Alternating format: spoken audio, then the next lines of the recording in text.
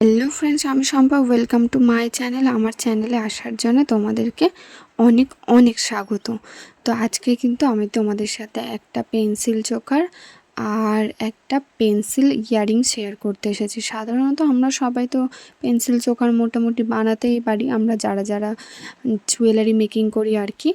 তো আজকে আমি তোমাদের যেটা দেখাবো সেটা হচ্ছে কীভাবে আমরা পেন্সিল ইয়ারিংটা বানাবো। তো সেমভাবে আমরা যেরকমভাবে পেন্সিল চোকার বানাই সেরকমভাবে একটু ছোট সাইজের আমরা কিন্তু পেন্সিল ইয়ারিংটা বানিয়ে নিয়েছি। এবার বানাবো হ্যাঙ্গিংটা কিভাবে করব, যেহেতু পেন্সিল চোকারের মাঝখানটা তো পুরো ফাঁকা, আমরা তো সবাই জানি। তো তার জন্য দেখো একটা ছোট্ট মতো কাপড় কেটে আমি রাউন্ড করে নিয়েছি, নিয়ে দুটো সাইড দিয়ে লাগিয়ে দিচ্ছি। তার মানে কেমন বলো তো, বাংলা ভাষায় যেমন বলা যায় ঠিক বালতির ডান্ডি যেমন হয়, বালতির ডান্ডিগুলো বাইরে থেকে হয় আর এই ডান্ডিগুলো ভিতর থেকে দিয়ে দিয়েছি।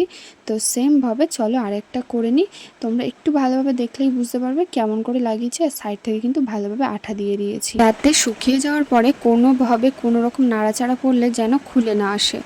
আর এখন আমি ভয়েসটা দিচ্ছি, বাইরে পড়ছে বৃষ্টি, হয়তো সেই বৃষ্টির নয়েজটা আসছে, সেটাকে একটু ইগনোর করে দিও, কারণ আমরা তো কন্টেন্ট ক্রিয়েটার, আমাদের তো কন্টেন্ট দিতেই হবে।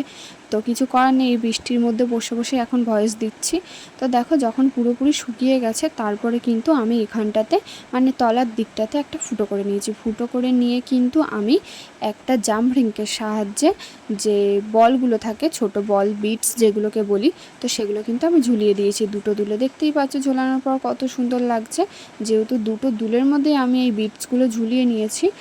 আর চলো এবার যে চোকারটা রয়েছে সেটাকে এখান দিয়ে বিটসগুলো মানে সিলভার বলগুলো ভালোভাবে সেলাই করে নেওয়া যাক। আমি এখানে কটা সিলভার বল নিয়েছি সেটা আমি ঠিক বলতে পারবো না, কিন্তু আমি কানের দুলের মধ্যে কিন্তু আই থিঙ্ক পাঁচটা করেই দিয়েছি।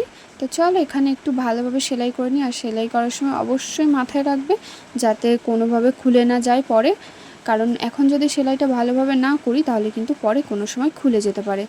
আর আবারও বলছি, একটু বাইরের নয়েজটাকে ইগনোর করো, তার কারণ আস্তে আস্তে আরও জোরে পড়ছে বৃষ্টিটা। আই থিঙ্ক ভিডিওর মধ্যে নয়েজটা আসছে। তো চলো আমার কিন্তু এখানে পুরোপুরি সেলাই করা হয়ে গিয়েছে। তারপর এখানে নিয়ে নিয়েছি জাম্প রিং আর হ্যাঙ্গিং রিং।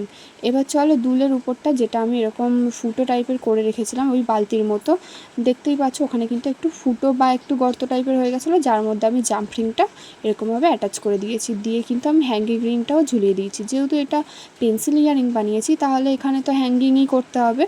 তো যারা যারা পেন্সিল ইয়ারিং পরতে চাও তারা কিন্তু এরকমভাবে বানিয়ে নিতেই পারো। আর অনেকেই এরকম ঝোলানো দুল পরতে ভালোবাসো না, তারা কিন্তু বসা দুলও করে নিতে পারো। সেটা পেন্সিল চোকার হবে না, সেটা হয়তো একটু অন্য ডিজাইন হবে, গোল হবে বা আদার্স অন্য অন্য টাইপের। তো চলো আমি কিন্তু এখানে চোকারটার মধ্যে ভালোভাবে টার্সেলটাও লাগিয়ে নিয়েছি। দুদিকে কিন্তু দুটো কটন বল দিয়ে দিয়েছি এবং দু সাইড থেকে এরকম এক একটা করে গিট দিয়ে নেব। আর যেহেতু আমি আগে আমার অন্য ভিডিওতে পেন্সিল চোকার টিউটোরিয়াল আছে, তোমরা চাইলে সেগুলোও দেখে আসতে পারো। সেখানে কিন্তু আমি পেন্সিল ইয়ারিংটা বানাইনি, এটাই তোমাদের সাথে নতুন পেন্সিল ইয়ারিং আমি শেয়ার করলাম। কেমন লাগলো অবশ্যই বলো, আর ভালো লাগলে একটা লাইক করে দিও। আর তোমাদের জন্য নতুন আরও অনেক অনেক ভিডিও নিয়ে আসবো খুব তাড়াতাড়ি। আর তোমরা জানিও তোমরা এরকম হ্যান্ডমেড জুয়েলারি দেখতে বেশি পছন্দ করো নাকি ক্লে জুয়েলারি দেখতে বেশি পছন্দ করো। তো আজকে ভিডিওটা ছিল এই পর্যন্তই। তো দেখা হবে আমার নেক্সট ভিডিওতে। আর আমার চ্যানেলটা যেহেতু নতুন, তোমরা কিন্তু অবশ্যই সাবস্ক্রাইব করে আমার চ্যানেলটার পাশে থেকো, কারণ তোমাদের সাপোর্ট, তোমাদের ভালোবাসা আমার এই ছোট্ট চ্যানেলটির জন্য খুব খুব খুব দরকার। সো কি থাকবে তো পাশে, আশা করি তোমরা অবশ্যই আমার পাশে থাকবে। তো চলো আবার খুব তাড়াতাড়ি তোমাদের জন্য খুব সুন্দর ভিডিও নিয়ে আসছি।